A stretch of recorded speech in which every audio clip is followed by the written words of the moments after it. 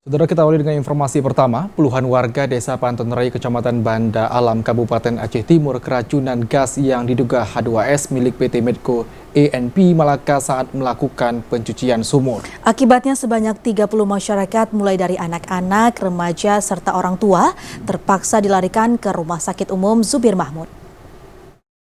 Beginilah suasana saat satu persatu warga yang keracunan gas H2S milik PT Medco tepatnya di Desa Panton Raya, Kecamatan Banda Alam, Kabupaten Aceh Timur, mulai berdatangan dibawa ke RSUD Zubir Mahmud untuk mendapatkan penanganan medis.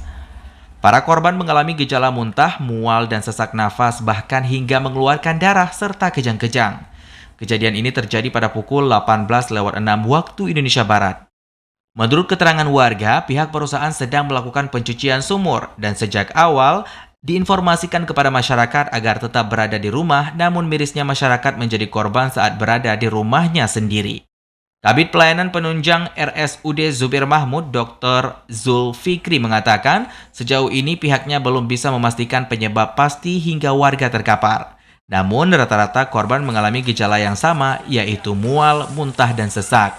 Jumlah keseluruhan korban yang sudah masuk ke rumah sakit sekitar 30 orang.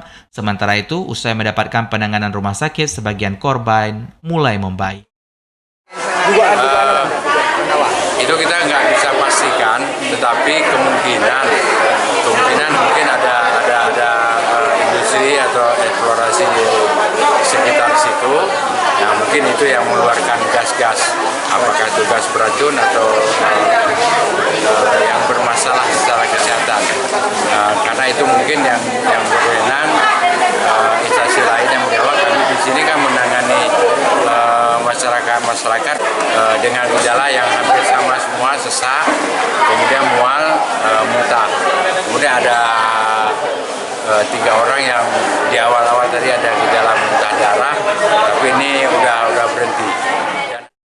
Untuk diketahui, kejadian serupa pernah terjadi pada tahun 2021 lalu di desa yang sama. Ratusan masyarakat terhirup bau busuk PT Medco sehingga harus dilarikan ke rumah sakit. Dari Aceh Timur, Said Maulana, TVRI melaporkan.